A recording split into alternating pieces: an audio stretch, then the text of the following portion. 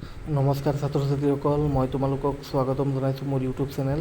তো ছাত্ৰ ছাত্ৰীসকল, আজি আমি অষ্টম শ্ৰেণীৰ ইতিহাস খণ্ডৰ পৰা চেপ্টাৰ 12 বা 4 চেপ্টাৰ ভাৰতবৰ্ষলৈ ইউৰোপীয় ব্যৱসায়ীসকলৰ আগমন, ইয়াৰ প্ৰশ্নৰ উত্তৰকেইটা আলোচনা কৰিম।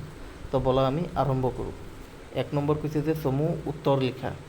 ক number, British East India company কিমান খ্ৰীষ্টাব্দত প্ৰতিষ্ঠা হৈছিল? তো উত্তৰটো হ'ব 1599 খ্ৰীষ্টাব্দত ব্ৰিটিছ ইষ্ট ইণ্ডিয়া কোম্পানী প্ৰতিষ্ঠা হৈছিল। খ নম্বৰ, ভাৰতলৈ অহা জলপথ পোনতে কোনজন নাবিকে আৱিষ্কাৰ কৰে? উত্তৰটো হ'ব Vasco da Gama. Vasco da গামাই ভাৰতলৈ জলপথ আৱিষ্কাৰ কৰিছিল আৰু তেওঁ ক'ত আহিছিল? কালিকটত আহিছিল। গ নম্বৰ, ওলন্দাজসকলে ভাৰতৰ কোন ঠাইত প্ৰথম দুৰ্গটো সাজে? ওলন্দাজসকলে ভাৰতৰ কোন ঠাইত প্ৰথম দুৰ্গটো সাজে? উত্তৰটো হ'ব পুলিকট। ঘ নম্বৰ প্ৰশ্ন, দ্বিতীয় চাৰ্লছে বোম্বাই বা মুম্বাই কাক লিজত দিছিল? উত্তৰটো হ'ব ইংৰাজৰ ইষ্ট ইণ্ডিয়া কোম্পানীক লিজত দিছিল দ্বিতীয় চাৰ্লছে। ঙ নম্বৰ প্ৰশ্নটো কৈছে যে কোনে ব্ৰিটিছ ইষ্ট ইণ্ডিয়া কোম্পানীক ফৰমান জাৰি কৰিছিল? উত্তৰটো হ'ব ফাৰুকশ্বেয়াৰে। 2 নম্বৰ, এতিয়া ক অংশৰ লগত খ অংশ মিলোৱাবা তোমালোকে। তো কলম্বাছ কোন আছিল? কলম্বাছ আছিল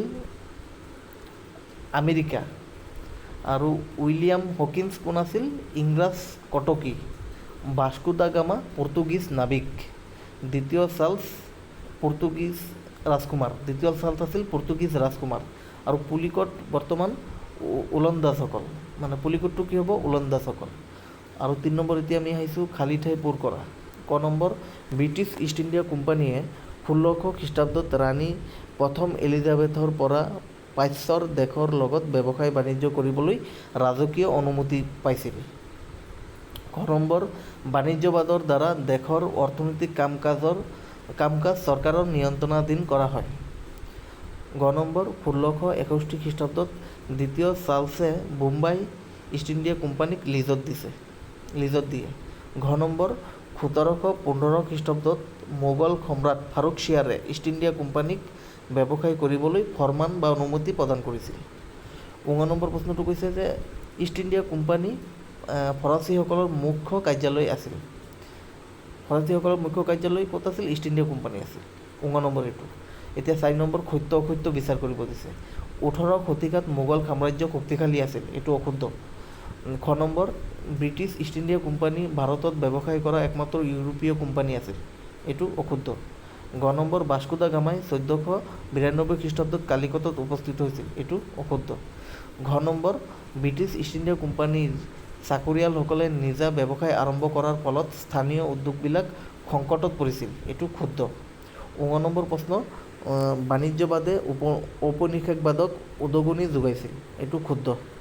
এতিয়া 5 নম্বৰ প্ৰশ্নটো হৈছে যে দলত আলোচনা কৰি টোকা প্ৰস্তুত কৰা। ক নম্বৰ, ইউৰোপীয় বাণিজ্য গোষ্ঠীৰ ভাৰত আগমনৰ কাৰণ? উত্তৰটো হ'ব ভাৰতৰ ইতিহাসত ইউৰোপীয়সকলৰ এই দেশলৈ আগমন এটা গুৰুত্বপূৰ্ণ ঘটনা।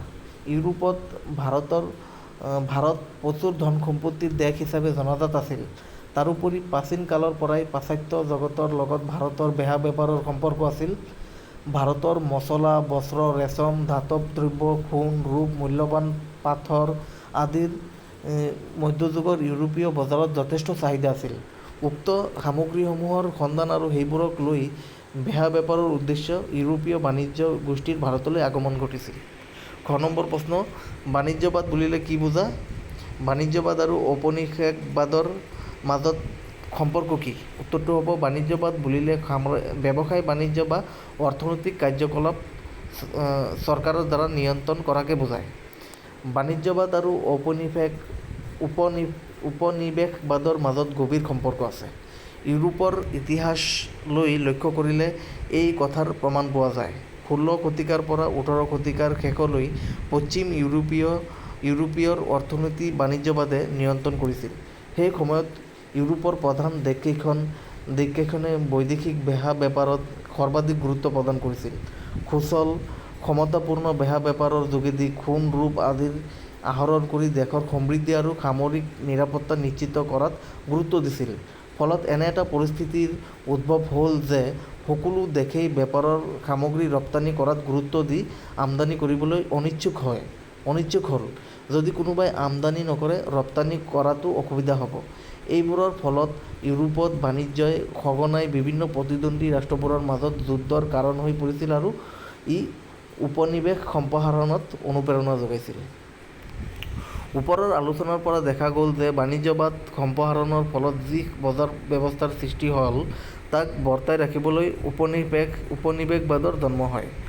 ঔপনিৱেশিকতাবাদৰ ফলত সৃষ্টি হোৱা বজাৰ ব্যৱস্থাত গ্ৰাহকে নিৰ্দিষ্ট বিক্ৰেতাৰ পৰা সামগ্ৰী কিনিবলৈ বাধ্য হয়। গ নম্বৰ প্ৰশ্নটো কৈছে ভাৰতৰ সামাজিক আৰু অৰ্থনৈতিক জীৱনত ইউৰোপীয় বাণিজ্যিকসকলৰ প্ৰভাৱ। উত্তৰটো ব্ৰিটিছ ইষ্ট ইণ্ডিয়া কোম্পানীয়ে নিমখ, ধঁপাত, তামোল আদিৰ দৰে সামগ্ৰীত একচেটিয়া ব্যৱসায় আৰম্ভ কৰিছিল।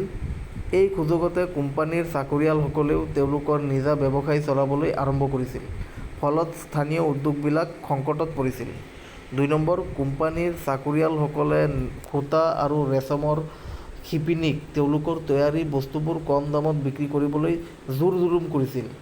কোম্পানীৰ ভাৰতীয় দালাল গুমস্থাসকলেও শিপিনীসকলক কোম্পানীৰ প্ৰয়োজন মতে সামগ্ৰী তৈয়াৰ কৰিবলৈ দি যথেষ্ট কম দামত বিক্ৰী কৰিবলৈ বাধ্য কৰাইছিল। তেওঁলোকৰ নিৰ্দেশ মানিবলৈ অপৰাগ হ'লে শিপিনীসকলে কঠোৰ শাস্তিৰ সন্মুখীন হ'বলগীয়া হৈছিল। তেওঁলোকৰ উৎপাদিত সামগ্ৰী অধিক মূল্য দি কিনিব খোজা আন ইউৰোপীয় বেপাৰীৰ ওচৰত সামগ্ৰী বিক্ৰী কৰিবলৈ দিয়া নহৈছিল। সেয়েহে উপায়হীন হৈ বহুতে তেওঁলোকৰ পৰম্পৰাগত বৃত্তি ত্যাগ কৰিছিল। ফলত ভাৰতীয় কুটীৰ উদ্যোগ ক্ৰমান্বয়ে ধ্বংসৰ পিনে গতি কৰিছিল। ৩ নম্বৰ ইষ্ট ইণ্ডিয়া কোম্পানী কৰ্তৃপক্ষই বংগ, বিহাৰ, উৰিষ্যাৰ দেৱানী লাভ কৰাৰ পিছত নতুন ভূমি ৰাজহ ব্যৱস্থা যেনে চিৰস্থায়ী বন্দোবস্ত, ৰাইতাবাৰী ব্যৱস্থা, মহলদাৰী ব্যৱস্থা আদিৰ প্ৰৱৰ্তন কৰিছিল। মাটিৰ খাজনা ৰাইতাবাৰী আৰু মহলদাৰী ব্যৱস্থাত অধিক বৃদ্ধি হৈছিল আৰু খাজানাৰ নিৰিখ সঘনে সলনি হৈছিল। এই ব্যৱস্থাই সমাজত জমিদাৰ, সুদখোৰ, মহাজন আদি নতুন শ্ৰেণীৰ সৃষ্টি কৰিছিল। ৪ নম্বৰ ৰাজহ হিচাপে নগদ ধন উচ্চ হাৰত লৈছিল। ৰাজহ আদায়ৰ কঠোৰ পদ্ধতিয়ে কৃষকসকলক কৰ পৰিশোধৰ বাবে মহাজনৰ পৰা টকা ধাৰে ল'বলৈ বাধ্য কৰাইছিল। ধাৰ পৰিশোধ কৰিব নোৱাৰিলে সেই কৃষকৰ মাটি কোম্পানীয়ে বাজেয়াপ্ত কৰিছিল।